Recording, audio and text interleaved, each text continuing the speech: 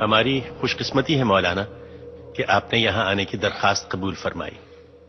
آپ کی 12 کی 12 کتابیں اس وقت بھی میری میز پر موجود ہیں اور میں نے ان سے اس کیس میں بہت رہنمائی لی ہے. یہ فرمائیے کہ شرعی نقطۂ نظر سے کیا ایک مسلمان لڑکی کا غیر مذہب میں نکاح جائز ہے؟ اہل کتاب میں جائز تو ہے، لیکن ایسا نہ ہو تو بہتر ہے. وضاحت فرمائیے گا.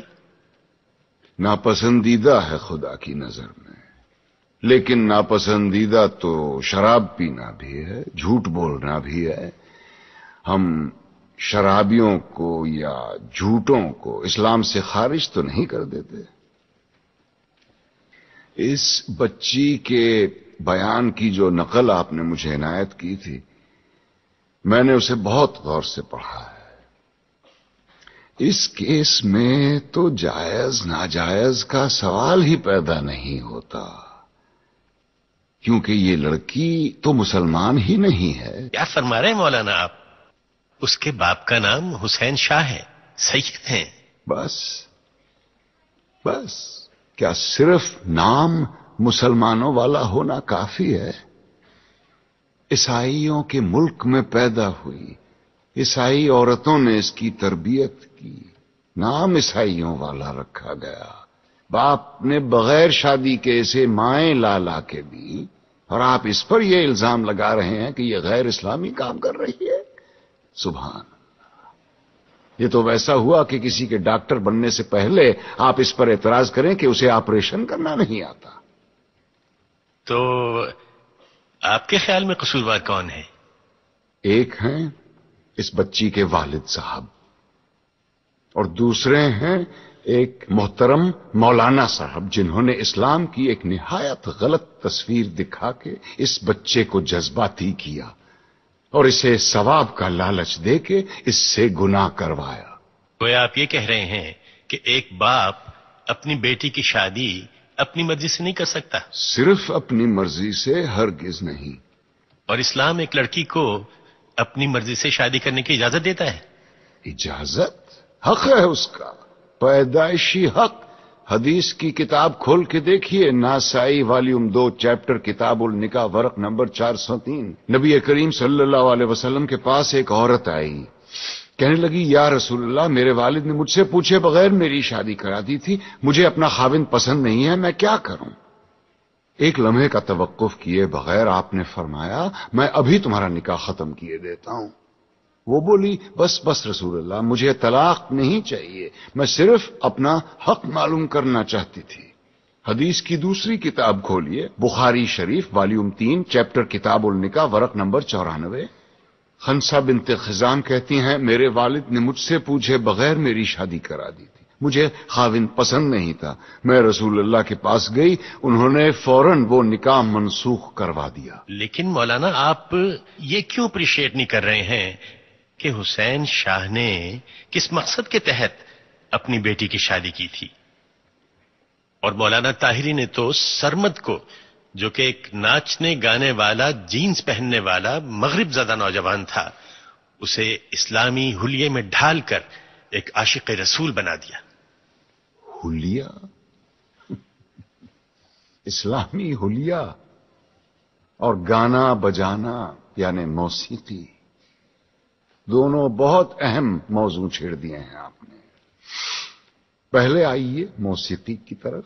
دلائل کا ایک انبار ہے میرے پاس موسیقی کے حق میں، لیکن میں صرف ایک دلیل دینا چاہتا ہوں جس کے بعد دوسری کوئی دلیل ہو ہی نہیں سکتی.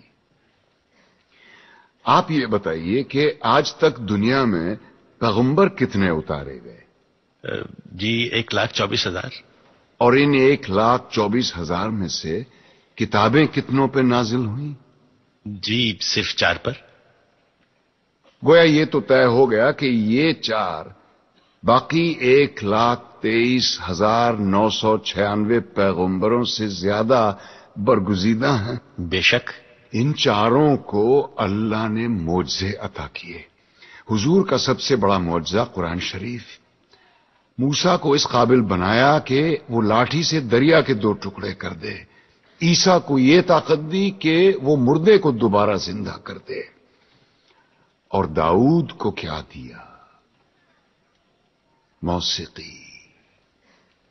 ایسی سریلی آواز اور راگوں اور سازوں پر اتنا عبور کہ سر لگائیں تو پہاڑ ساتھ گانے لگے. دنیا جہان کے پرندے مدہوش ہو کے آواز کی جانب کھنچے چلے آئیں. زبور اٹھا کے دیکھیے، یہ تک لکھا ہے کہ کن راگوں سے اور کن سازوں پہ گا کے حضرت داؤد الصلاۃ والسلام نے خدا کی حمد و ثنا کی. کیا یہ ممکن ہے کہ خداوند کریم اپنی تعریف سننے کے لیے ایک حرام چیز کا انتخاب کرے اور اپنے ایک برگزیدہ پیغمبر کو حرام چیز معجزے میں دے؟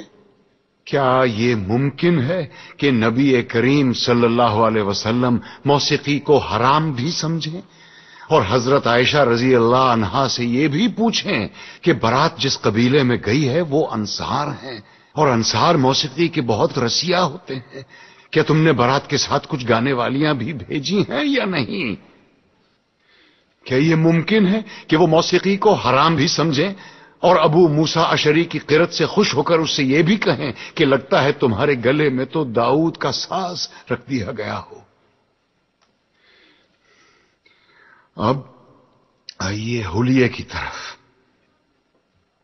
آپ نے کہا جینس زدہ نوجوان یا اسلامی حلیہ.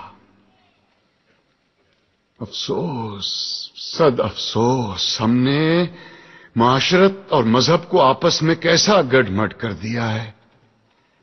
لباس کا تعلق معاشرت سے ہے، مذہب سے بالکل نہیں.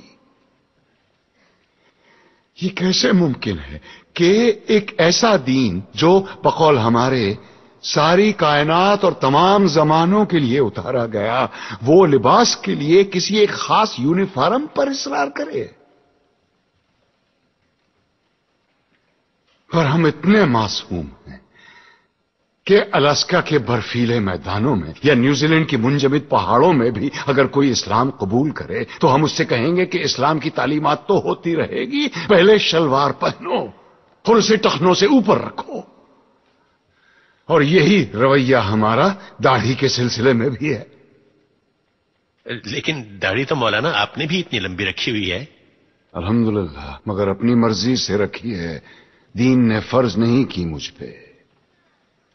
دین میں داڑھی ہے، داڑھی میں دین نہیں.